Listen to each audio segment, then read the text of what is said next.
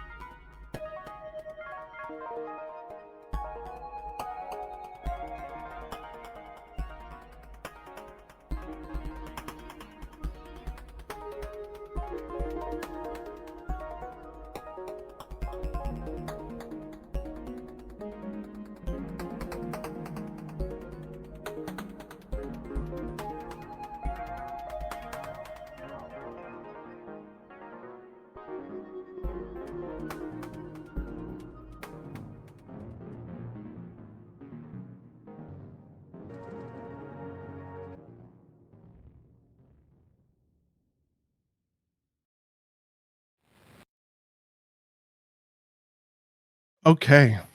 Hello, gamers. Oh my god. Do you think that we have a few fans of Rain World in the chat, maybe? What's up, Hi Discord? everybody. Okay, listen, I know that there's something really important on your guys' mind. So James and I are gonna get right to it. But first, I want to say hello, and I want to introduce myself. Listen, if you don't know me, I'm Buddy. I'm the head of marketing for Aquapara Games, and I'm really excited that you guys are all here. Me too. Let's go, guys. All right. Well, What's listen, what's up, without what's up on the agenda first, buddy? I think there's a world premiere of something. A little something that you and I have been working on pretty tirelessly over Pretty the last tough. couple of weeks. Let's debut Let's do The it. Fate of the Watcher.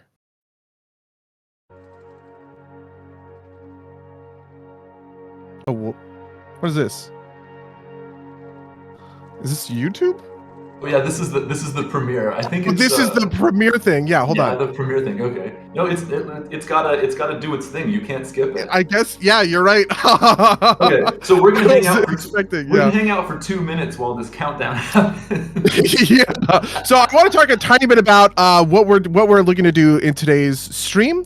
Honestly, the big thing is we wanna talk with you guys. We want to answer questions from the community. Obviously, I know that the chat is blowing blowing up. So here are sort of the rules. We're going to debut the trailer. We're going to talk a lot about what's coming in the next couple of time intervals, I guess, and and then we are going to open it up to sort of Q&A. We've brought a ton of friends from the dev team here who you will meet after we play the trailer, and then we'll just start pulling questions from the chat.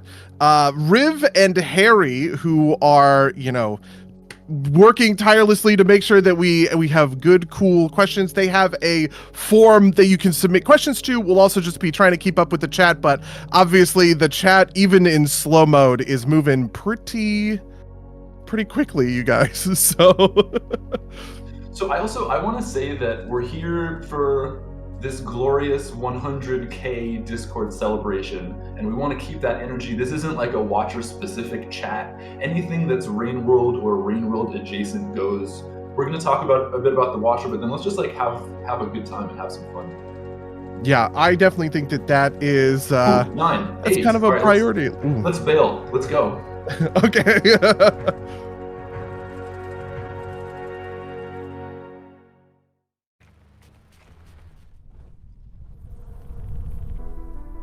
What fate awaits the Watcher? Lost among reality? Outside the wheel of life, death? A shadow cast upon the ruin? A child forsaken to time? A lantern alight in the dusk? A crown upon a thorn? Only in exile can purpose be revealed. Only in solitude can amity bloom.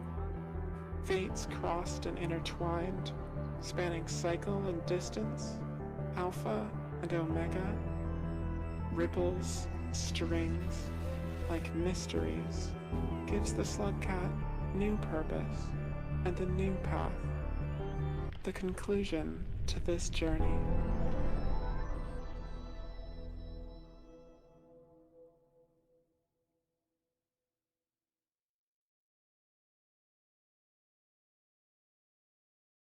So there you have it. The Watcher version 1.5. It's coming to consoles. It's coming to PC Thursday, September 25th. It's going to be out there for everybody. But should I just go into it? Yeah, go straight for it. All right. So, much like the Watcher themselves, getting to this final release date has been a mind-expanding journey through time and space. And I cannot wait for you all to see what we've been brewing up for you guys for the conclusion of this journey.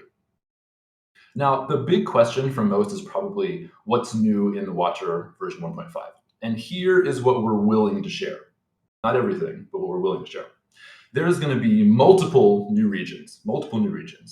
There is a bevy of new creatures, new mechanics, new items, new characters.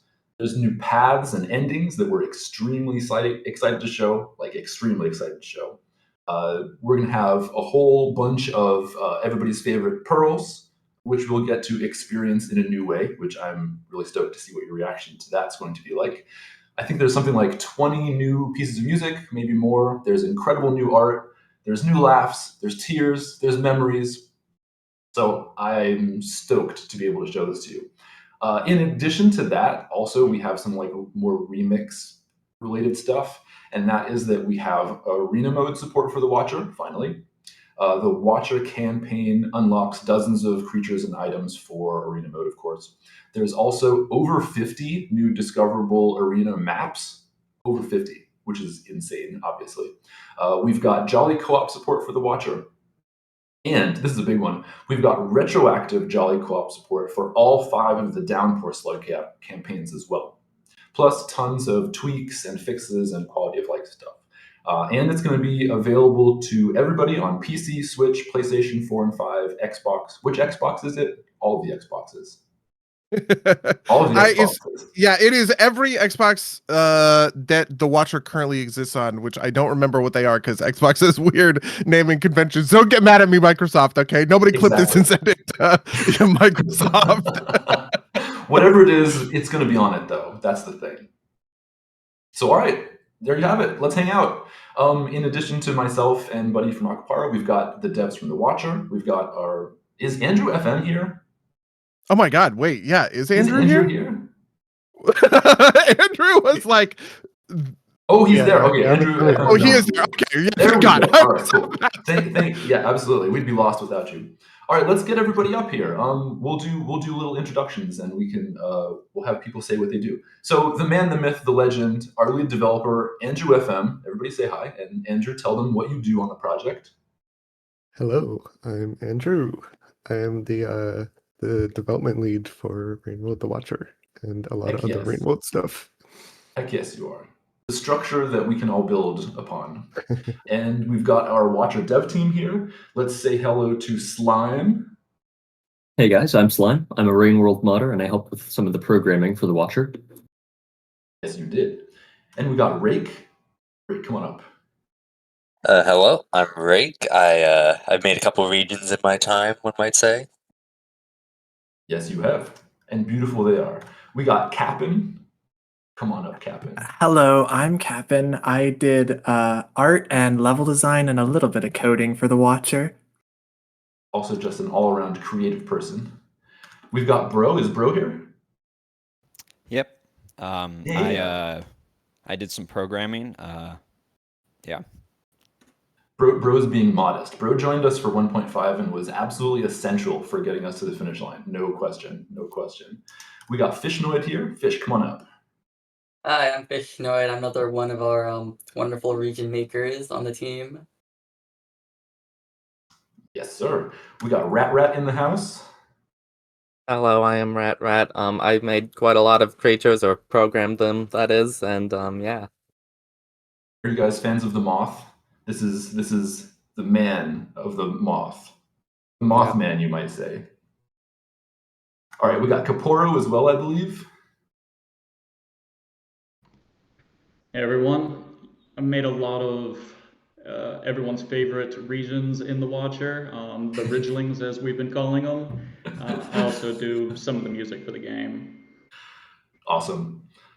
And do we have anybody else? I think that was our core squad. Okay, that's perfect. Well, listen, Riv just posted in the chat a stream, a link. Basically, we know that this chat is going to move fast. We know that the questions are going to come in kind of hot. So if you have a real question that you wanna get after, post it in the chat, and that's where we'll be trying to pull stuff. The big thing that I wanted to say to everybody is thank you so much for all of the time and effort that you put into the Rainworld fandom. 100,000 members of this Discord is a truly wild, a big round of applause for everyone, especially to the staff, who I know I pop into the staff chat every once in a while to troll you guys. I'm sorry about that, but it is funny. And especially to Riv for kind of bridging, the gap between us and the community. I'm just really in awe of the effort that you guys have put to turning Rainworld into all of this. It makes working on this game really, really amazing, and making trailers like that, one of the highlights, I think, of my professional career. Okay, do you want to get to some questions? Yeah, what do we got? What do we got on the list? Okay, we got some good ones. Okay. Yeah, let's start. Yeah, you go for it. Go for it, buddy. You blast them out. Let's start with this first one that I'm really interested in. This is just a basic one for folks in the chat. We're looking for quick answers, okay? But I really want to hear just favorite slug cat. Who's your favorite slug cat? Don't all rush the stage. I'm a big fan of just plain old Survivor. Just like the first experience, you get right in there, and it's just the first playthrough is magical, and so it never leaves you really. I always liked the Saint. That was one of my favorites. Watcher has a special place in my heart. Mine too. Who's gonna say Gourmand?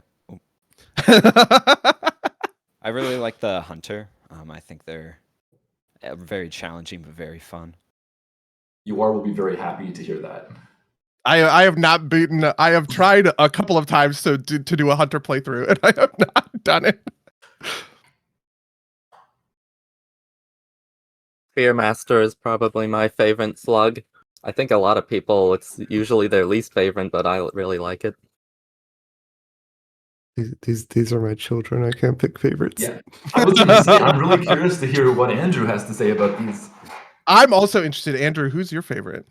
He said he can't pick a favorite. It'd be like choosing your favorite child. I understand. That's fair. Listen, my favorite of your creations, I think the community knows this, is the Artificer. Famously, I'm an Artificer enjoyer because I like playing Jolly co-op with Riv and killing him with spears and grenades.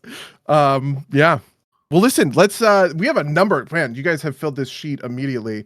Which one do you want to start with first? Let me take a look right here. There's so many of these. Let's see. Actually, this is a good one that we don't really have an answer for, but I still want to answer, and that is, when is the Watcher level editor releasing? That's a really good question. And I think, Andrew, we've talked about this before, but do you have any thoughts on that? I think we were just waiting until after the release because we didn't want to spoil the content or whatever. But yeah, I think pretty soon would be totally appropriate time to put it out there.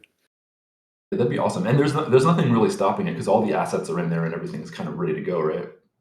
Yeah. Perfect. And we can't wait to see what you guys come up with after that. All right, and here's another good question, and this is from Saishu. How many new endings are there going to be in 1.5? I assume they'll all be connected to Daemon region. Not necessarily, but there's at least two new endings, multiple paths. So I don't want to spoil too much, but you'll see.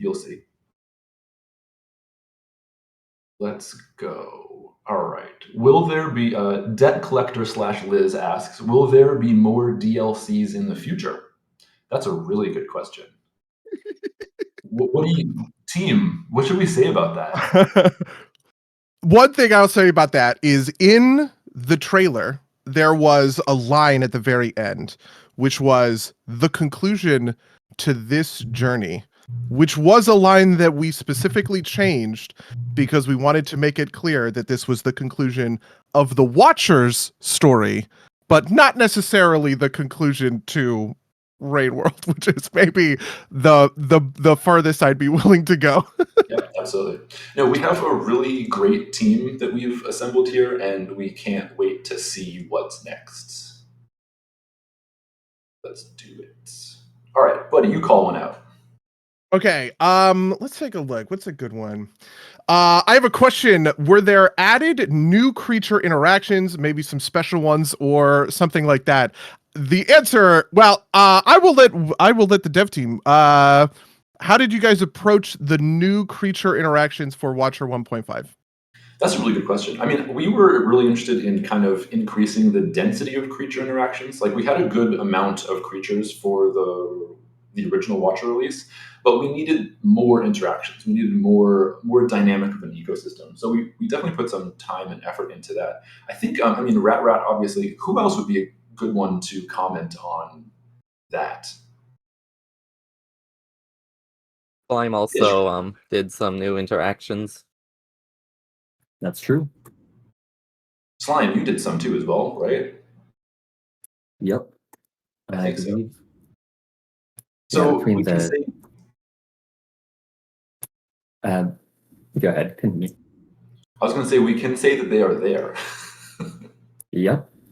And I'm sure the players will have a lot of fun finding them. I think so too.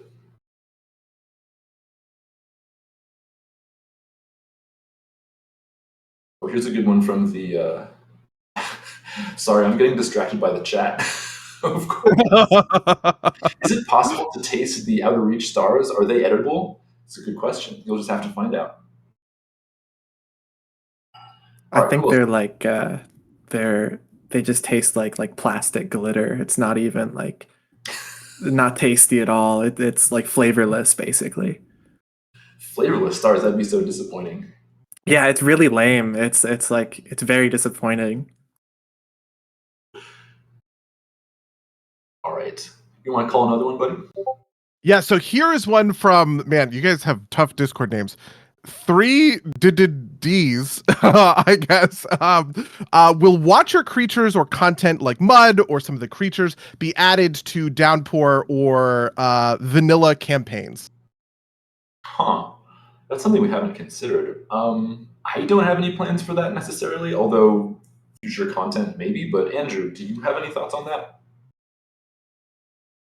It wasn't something I was planning, but they're definitely there in the code if anyone wants to use them in their own modded custom regions.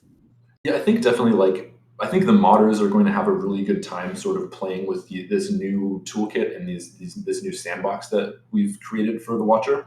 But I think retroactively adding things creates a huge challenge because kind of the Rainbows it's a dynamic ecosystem. If you adjust one thing in a region, the behaviors of all of the creatures completely change.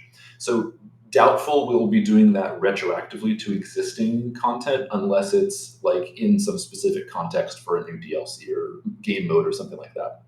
But I think it'll be really fun to have these things in an arena mode, arena maps, and be able to sort of play with them with vanilla creatures and vanilla slug cats and downpour creatures and downpour slug cats, etc.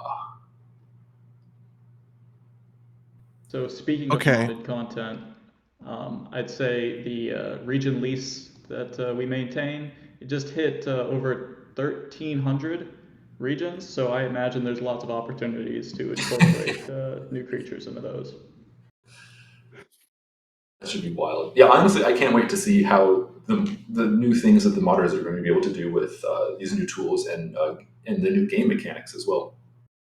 Yeah, that was something that we definitely talked about in a number of different places, was the sort of nature of I think modders are going to go wild with X, right? For 6 different things. There is a technical question in the chat that I do want to answer because I've seen it repeated a number of times, and this is only the kind of question that I think Andrew could answer. Do I need to restart my save file to play the new stuff? No, you should not have to. You can keep using your old save files. There you go. Thank you that's a great question, you guys. I appreciate you asking it. And you will not be locked out of the new content either, no matter where you are in your previous save file. I will say that I think to get the full experience starting from the beginning might be beneficial unless you want to just replay it, but you don't have to.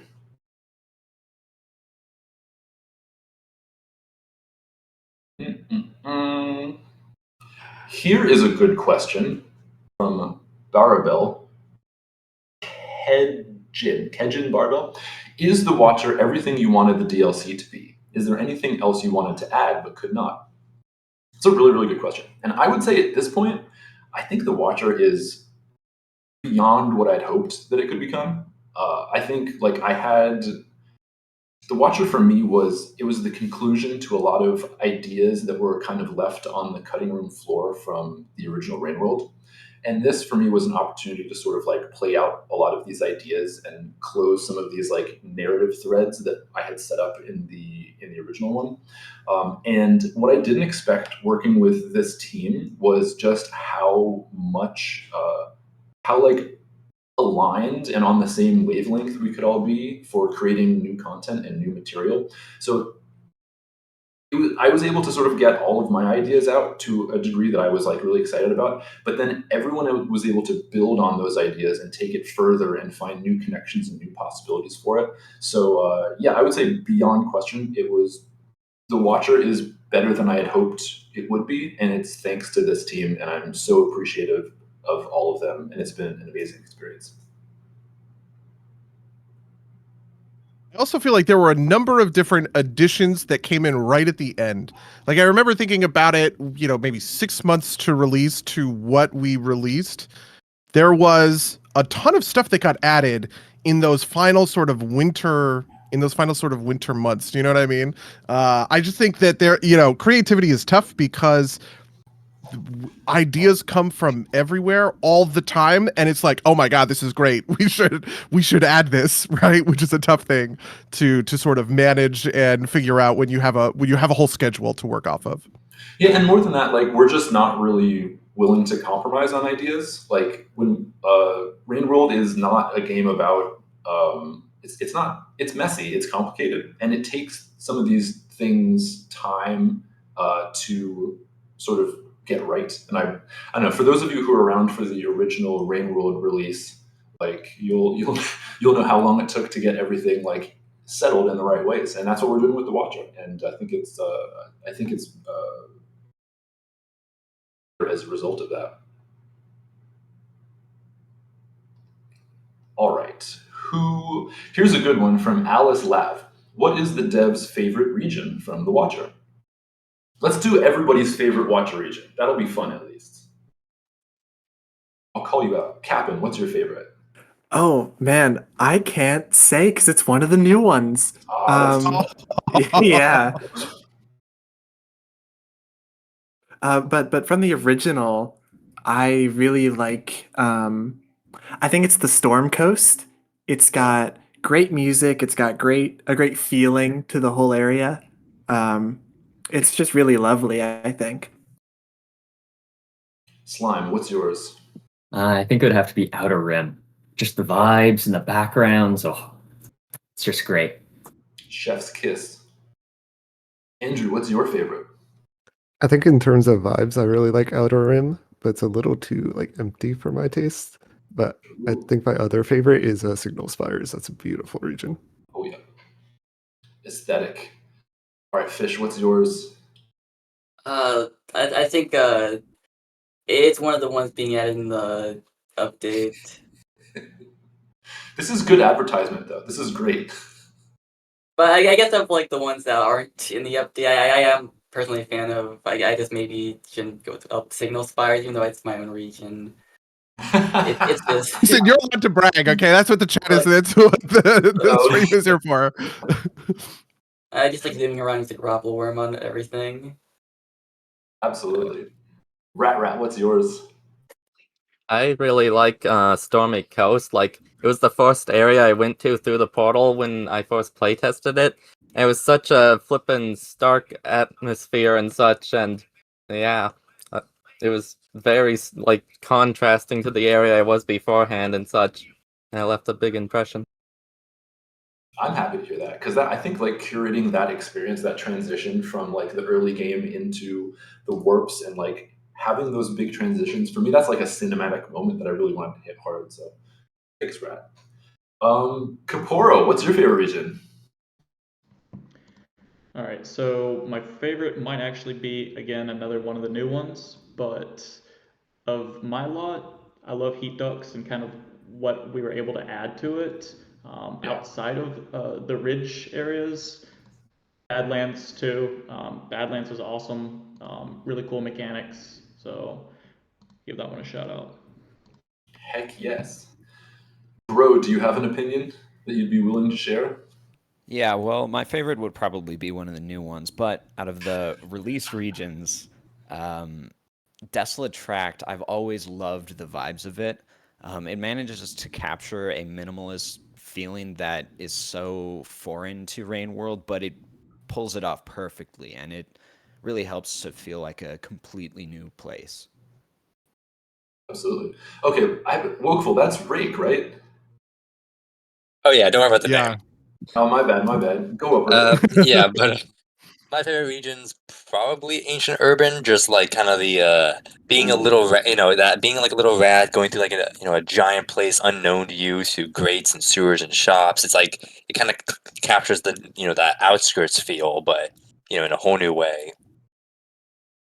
All right, so I guess I got to do mine now. I honestly, there isn't a region that I don't love in the Watcher. But I have to say, like, Fetid Glen was a real like a twist, a surprise, like the kind of psychedelic atmosphere. That's something we've never really done to that degree, and I think it's shocking to me almost, and I love that. Okay, I have another one from the chat that I think is pretty interesting for James. This comes from Maury or Maury Slug. How do you go about creating the lore and story of the DLCs and the game? Obviously, I've seen a lot of your process, but how would you want to answer that question? Oh my god, that's such a hard question to ask. Like, so It's really crazy. The development of Rain World, like the original game, was so long. It was like around 12 years. So that's a lot of time to sort of just sit and ponder and think about, like, I don't know, think about things. So like Yoar and I, we would go back and forth on ideas and concepts and philosophies, and we sort of just, it was a very organic process. Where we were just kind of like thinking of these themes that we wanted to convey and like how we wanted players to feel at these moments, and sort of like these moments of what would you call it, like paradigm shifts. Like a lot of the Rain World moments are sort of these like moments in time where you find out that the world is bigger than yourself, and you find out that the world is larger than what you've like been conditioned by the previous experiences to make. So basically, we just had like all of this material, and eventually we had to like file it down to something that was playable and something that was relatively small enough to be a single campaign, and that was for the Survivor. And then from that, because we had all of this material that we had discussed and that was sort of like lying around, that just sitting there, but we had kind of already set it up in the framework of the original Rain World mechanics and the world building and the lore there. So a lot of it is just stuff that's like implicit in the design from the beginning or from that period of time. And there's still more of that, which is kind of wild, even all of these years later. So I hope that sort of explains it a bit. I know that was a bit rambly, but that's the truth. You know, Andrew, I'm interested, especially as sort of the lead designer and for the work that you put into Downpour. How do you answer that question, right? How do you go about creating the lore and story for the time that you put into the Watcher and the time that you put into the Downpour campaigns? Yeah, it's very interesting because I think the direction for Downpour story and the direction for the Watcher story was very different. They're very different stories. I think Downpour came more from like a lot of people like to call it Downpour kind of fan fiction, which it kind of is. It was coming from a bunch of fans of the game who were really passionate about the original game, just want to expand on the stories of the iterators and expand on the world building. But it was also very tricky when we were making the Downpour storyline because we didn't want to infringe too much on the original game story, just because like we didn't know for sure like the James and the original developers' intentions for the story, so it's kind of like a little bit of a hurdle there, trying to like make our own stuff without like being too conflicting with the existing lore. But Watcher was interesting because this is more like a collaboration with the original developers, so we could kind of go in a little bit of a different direction of it, and it be more of like a collaboration in that sense. Yeah, I returned to that initial Watcher design doc from, it was like 2 or 3 years ago. It must have been 2 years ago.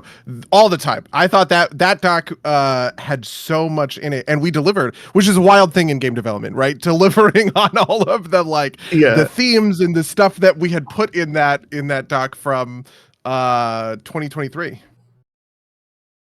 It was awesome. It was an awesome experience, and I'm really, that was a great question to ask, and it's really interesting to hear Andrew answer this, because for us as designers, and we have an interview that just went up recently. I think it's with Unity or whatever, where I get into this a little bit. But like when we were designing, not even when we were designing Rain World, but like seeing people's reactions to Rain World when we released it was really gratifying, because we didn't really think of it as like our narrative.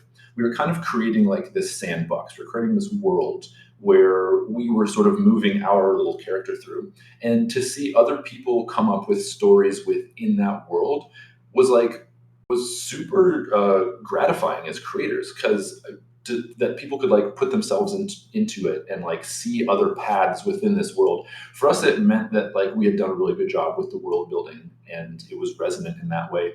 So I think that's why it's so fun collaborating with modders, collaborating with Andrew, because like everyone has stories that they want to tell in this world. And for me, as one of the creators, as long as those stories kind of like vibe with our original intentions and don't like go too off the wall with it. If it's aligned with the themes and the narratives that we're trying to convey, like I think all of these stories are valid, and all of these stories are like, that's why I always think it's weird when you have these discussions about like something being canon or not. And I guess that makes sense, but like we don't really have that kind of top-down philosophy when it comes to it. It's more just that like I'll I'll read someone's fan fiction, but I'll see these like mod storylines and stuff like that, and I'll be like, oh, that's a really cool idea. Like, oh, this is a really smart idea to like do this and make this over here. So yeah, collaborating with modders, collaborating with Andrew, it's been amazing. Like you're all developers. Everyone here is a developer. You're all Video Cult, Rain World developers. There's no hierarchy. There's no top down. Okay, yeah, I think that sums up the philosophy really well, especially because listen, we're not going to answer that question of whether or not it's canon. That question it comes up all the time, and it's just kind of like it's sort of not the point. Yeah, exactly. Is the story believable within the world? If it is, then it's good, and if it's not, then it's not. That's it. Yeah. Okay, this one is interesting. This comes from Anonymous, mostly for Kaporo. Are we still going to get Lumen Station in any form? I'm not going to answer that. Ooh. Spooky. Okay. No comments. From Lunatic the Eye, this would be a good one. We could pick one, maybe. Could y'all describe one of the new creatures or creature interactions? Like, what would be a good one for us to, I guess, tease here? I think a good one, which people might really like, that we kind of, I'd say, worked a bit hard on, is the interaction between one of the new lizard varieties and the barnacles. I think that's an exciting one. Does anyone want to talk more about that, or should we just let that be? There's two critters from normal Watcher that don't interact before, but do in the update, and I really like the way that they combine. It's a really interesting experience. Someone just posted elite barnacles. No. Yeah. I was thinking about that. There was a question earlier that was like favorite creatures, and I was like, no one is going to say barnacles, but I really want to say barnacles because I kind of love them. Yeah, they're great. They're great. They were annoying on the first release, but that was we tweaked them. I think that's kind of the point. They're supposed to be, Wait, so we're not adding red barnacles? Red barnacles, exactly. I guess I'm lying. Reading the chat, everybody loves the barnacles. Apparently, Kelasita loves the barnacles. Like, you know what? I'm happy to hear that. Okay. No, we got the real ones in the chat. That's how it is. That's true. Yeah, the masochists who enjoy the pain.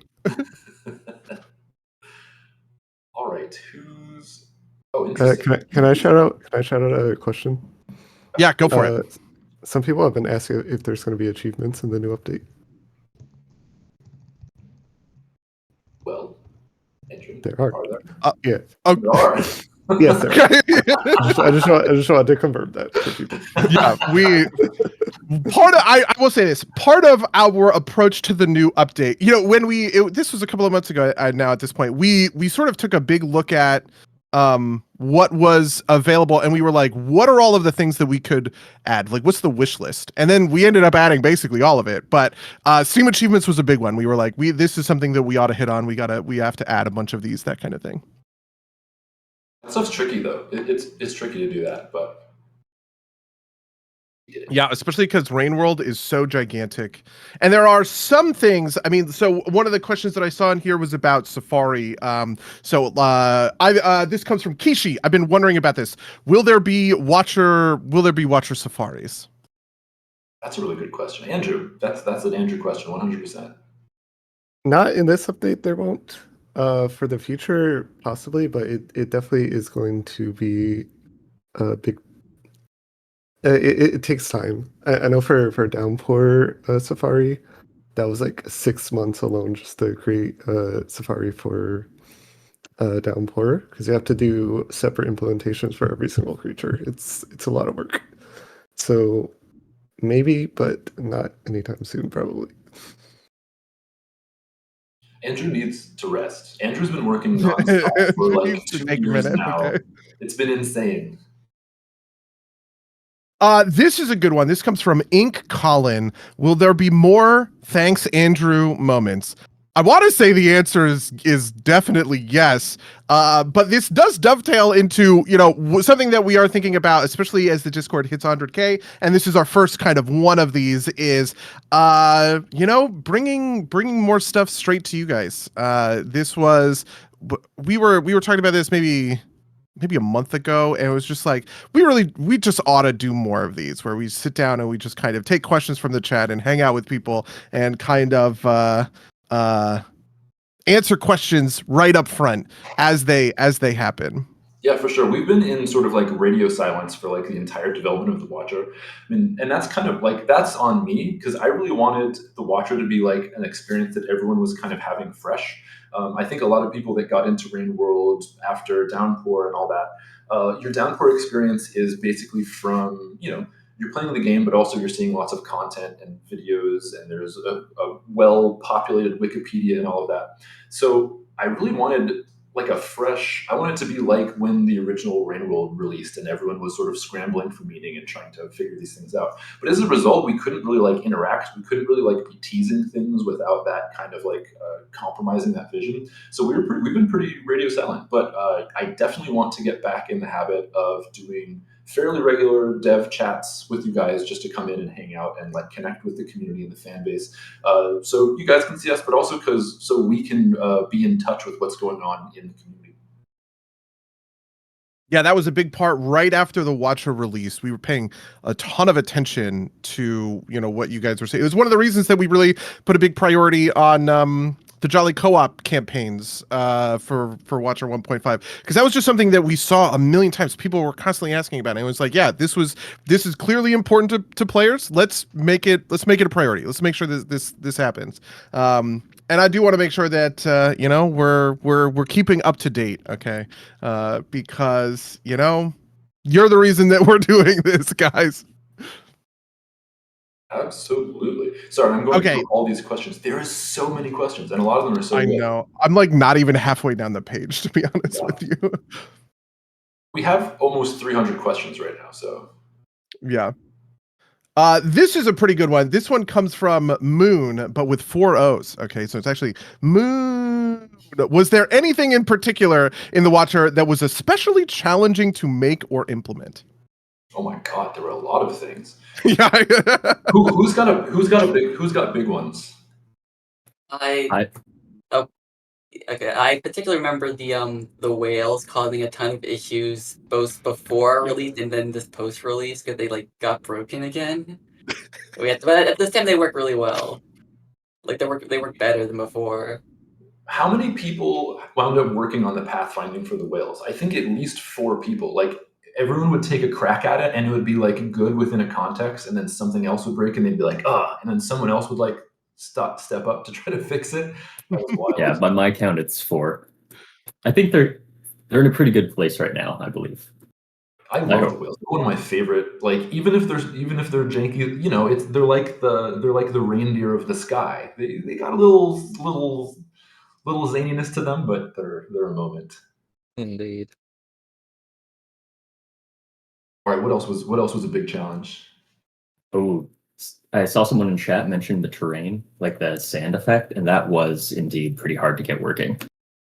Rain World's collision system is really built for that gridded geometry and circle collisions for creatures. So getting it to work on just arbitrary curves, it was tough, but it seems to work pretty well. We did so many things in the Watcher that were like fundamentally contrary to the design of Rain World.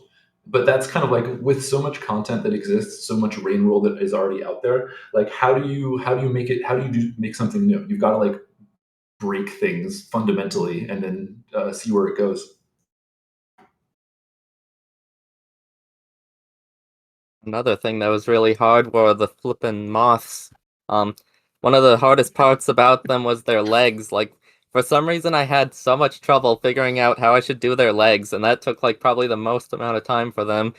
And eventually the thing that worked the best was like a really simple thing for figuring out where they should place their feet and such. That was just basically if they're past both their feet on one side, then place the farthest back foot forward. And that was like so much simpler than all the other things I was trying beforehand, and it worked the best. And also something kind of annoying about the moths when doing them is since they're like not just pure white, they have like a bit of a gradient on them and such. That was so much more difficult to like color them through the code than just having them be pure white, because I actually had to move layers around on them and like make sure the gradient of like the leg segments matched up with the body segments at the certain points, and that took a lot of testing to get right. And people will be like, why did these updates take so long? It's like the legs do not work. The legs don't work. We don't know why they don't work. We got to figure this out. Yeah. It's funny, as a programmer, how many things sound simple, like, oh, the moth legs. But in actuality, it's really hard to judge how much work something is to program. Mm-hmm. All right, I let's think get to some... two other things that caused a bit of churn were the spreading of the sentient rot. That was definitely something that caused a bit of drama, and loaches too. They just love to smash themselves together and yeet themselves across 5 screens in 2 seconds. So that took a bit Yeah, of work. I remember in their first implementation, they were just kind of every time they would spawn, they throw themselves off the screen, and you just have like heat-seeking loach missiles come at you. It was really funny. It was dramatic though. Yeah, sometimes like bugs and glitches are like a headache, but they're also really funny to look at in hindsight. There was with the Outer Rim's background, it's got like all the structures, and there's actually beneath the structures there is like a terrain layer, but you can't see it because I worked on that for like 2 weeks. And every single change that I made to it made it look worse. And so eventually I just decided, okay, I'm going to cover it with a giant gradient of fog and hope that no one really looks too closely at it.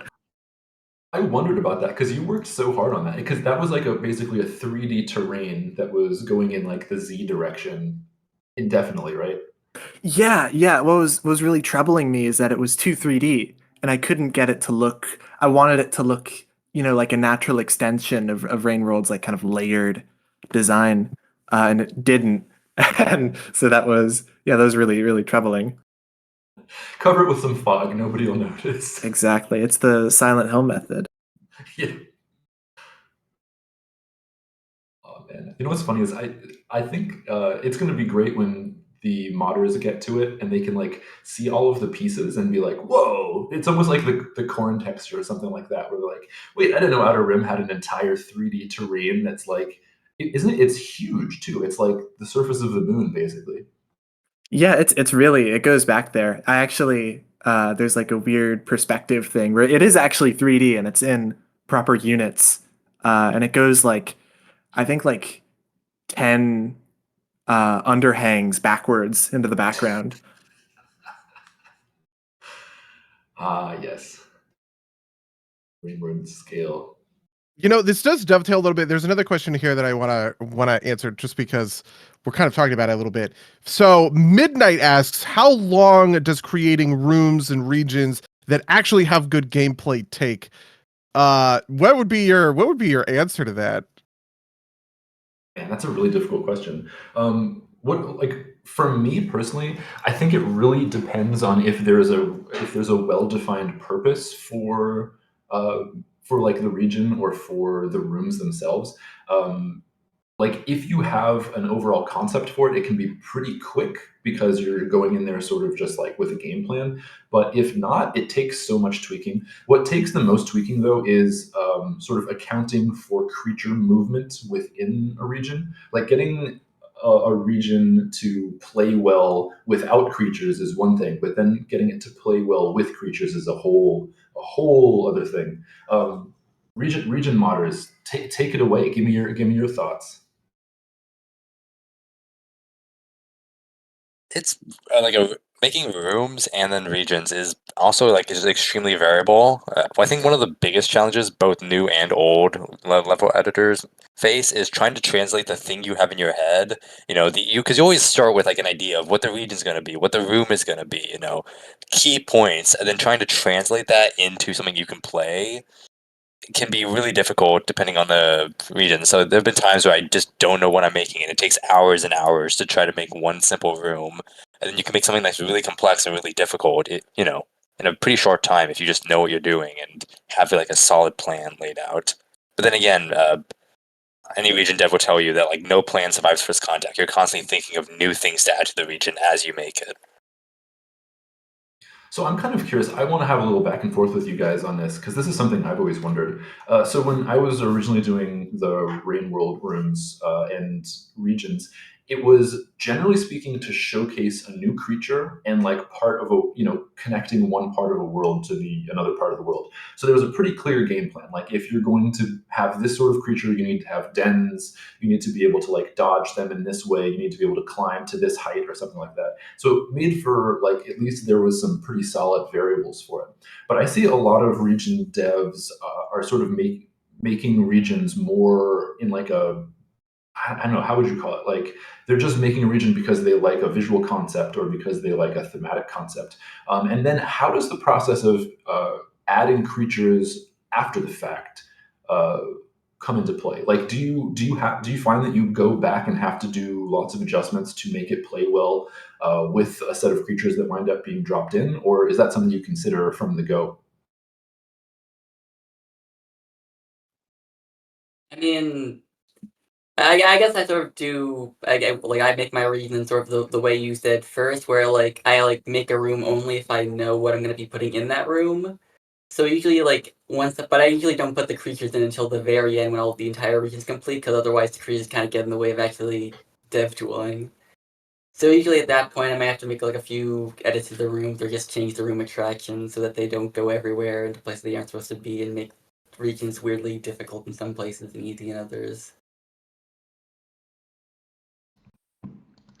So I normally start with trying to tell some kind of story across each individual room and across a region entirely. If there's a way to show some sort of progression, that's something I usually try and highlight early. And I typically revisit the same room multiple different times. Towards the end, going back and fixing any gameplay issues, and also making sure that creatures are able to kind of path through them. Sometimes in some regions, I don't think that's a huge issue. In others, you can definitely tell it becomes a problem because it's either completely empty or everything just kind of smashes together. But in my mind, I think there's interesting ways to take advantage of some of the limitations creatures have to create kind of like story moments. So that's something that I'll use pretty often. Absolutely, and I think that that's really clear in like playing your regions. One of the reasons I love like the Eighth Ridge and the whole series with that is just how much of a narrative that you can take from the level design from it, and I think that's great work. The Outer Rim is really it's what you're talking about with a very like vibes focused you can tell from the game, from the gameplay or lack thereof. Awesome. There's actually cinematic yeah, of moments. course. There's actually during development, one of the ideas for the Outer Rim was that it would have no food and you'd be forced to starve. So be glad you didn't you didn't have that version to play through. I think that made it to one of the You know, it's funny. playtests. We were talking a lot about how it feels like we really delivered on everything, and I do think that that's true. But there is a lot that we left on the cutting room floor, like ideas that we tried, but that never really made it to fruition. Are there any of those that you guys want to, inside things that we tried, but we just kind of couldn't make it work and had to cut? Well, okay, so I want to say that for that, like the my original concept for the Watcher was that the regions would be very small. They'd be like these little vignettes. Like they'd just be these vibe moments, and then you'd be like bounced from this region to this other region to all these things. So that was like that's a major difference. But I think like obviously this was the way to go, and it's a much like deeper and more like much more invested as a result in that. But yeah, I think that was a big one, like a fundamental paradigm shift in how we were developing. As for cut content, I just want to say there is some amazing Cap'n concept art that we didn't end up doing anything with. Well, we still got it on deck, you know. That's true. Yeah, That's true. still the got- Watcher came out of these kinds of ideas. Okay, so who knows? You know. Exactly. I mean, we've got that whole pitch chat going on right now. That's so true. Excited about that. There was a second Outer Rim background actually for the internally they're called the Starcatcher rooms, and it was this giant kind of inside of a big pipe or cylinder. I think some of the files are still in there actually, and I had to cut it because it looked really bad, and I couldn't figure out how to get it to look good. So it's just like in those rooms now, it's just kind of like a fog, like the regular old Rain World fog. But there was at one point it was really there was a neat idea there, I guess. Cap'n, I love that your solution has consistently just been fog. Like it doesn't work. Put the fog on it. It's good. Works in The Rain games, World it works way. in real life. Yeah. Really the solution to everything. All right, we got time for a couple more, right? Yeah, I think so. Let me see. Cut content. There's one thing I remember that got cut that had to do with Ancient Orban and scale.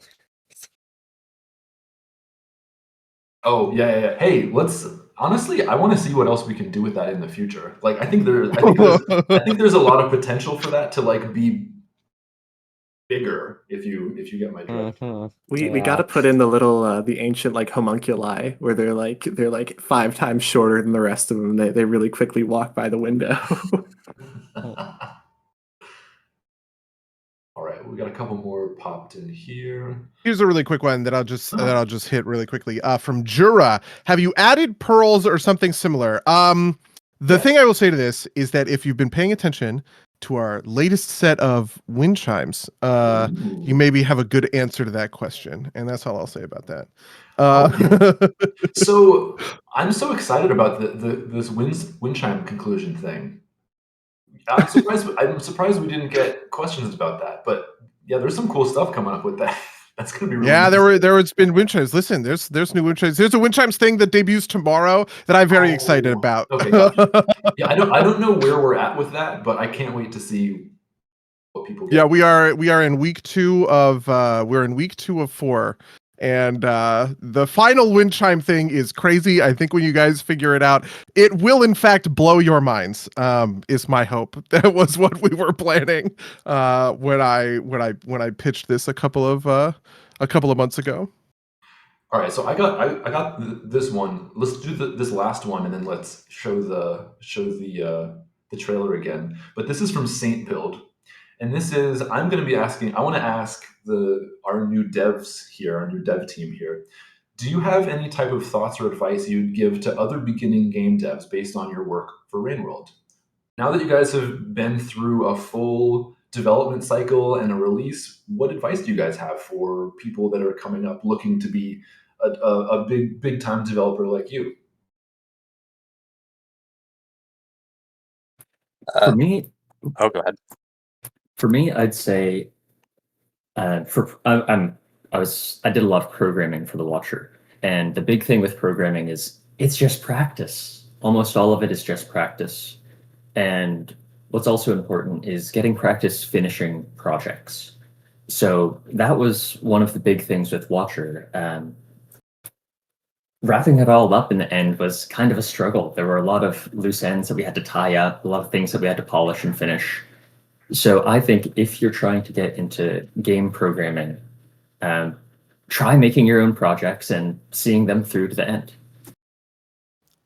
And if I could build on that, I think getting into modding is a really great way to get practice doing it. Like, especially with Rainworld, with the level editor, anybody can use it if they can figure out the controls. Like, you can just make a region. You can finish it. You can go through all of the steps of, constructing the map. doing a play test, refining it, and then releasing it, you don't have to worry about building up this big engine. You can have a finished project. And if you look at, some of the most successful indie devs started out making derivative content. Like Toby Fox had made Undertale, Deltarune. He started out making Earthbound ROM hacks. So I think starting out with modding is actually a really great way to get practice. Anyone else want to? Something that I found pretty hard that probably a lot of people do is, like, if you're trying to make a game, I think, like I was for a lot of this, getting caught up in just trying to plan the thing out perfectly and get everything exactly planned out and such. And I would just sit there, like, on paper trying to sketch out the ideas and plan everything exact, instead of actually just trying to make something and such. And, yeah, I'd get stuck on a lot of things during the development of this, where I'd just be sitting there trying to plan out all the code exactly, instead of just testing and seeing what works. No, I think that's a huge one. I think, like, if I have anything to say, it's that, like, trying to make something good is a bad idea. Try just, like, making something that you care about and that is interesting for you, and then share it with the people that vibe with it. And that's going to be easier than trying to sort of, like, satisfy every person on the planet with whatever it is. If you make something that's cool, it can be janky, it can be unfinished, and it's still going to resonate with the people who it's meant for. So that's my advice. I also really want to plug the Rain World Modder Discord. That Discord is huge. It's more than 1,000 people, maybe more than 5,000 people. It's a ton of people. It's the kind of thing where if you're just gonna wing it and you need to solve a stupid problem, it's the kind of place where you can go and you can chat with folks and they can really help you out. So I really recommend somebody drop it in the chat. Yes, come join us in the modding server. Exactly. Somebody drop the thing in the chat, because I would really recommend that everybody who's ever even thinking about doing something along these lines gets into the modding chat, and we can take it from there.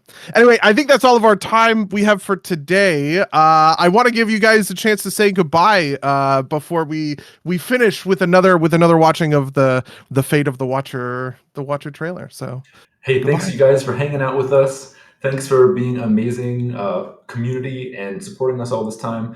Thanks, Buddy, for helping us with this stream and just being a great guy all the time. Thanks to all my mods. Thanks to all of these amazing new developers. Love you guys, seriously. Until the next one.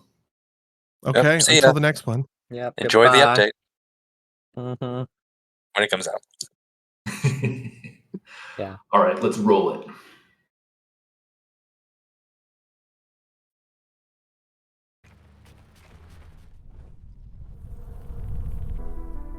What fate awaits the Watcher? Lost among reality? Outside the wheel of life, death? A shadow cast upon the ruin? A child forsaken to time? A lantern alight in the dusk? A crown upon a thorn? Only in exile can purpose be revealed. Only in solitude can amity bloom. Fates crossed and intertwined, spanning cycle and distance, alpha and omega, ripples, strings, like mysteries, gives the Slugcat new purpose and a new path, the conclusion to this journey.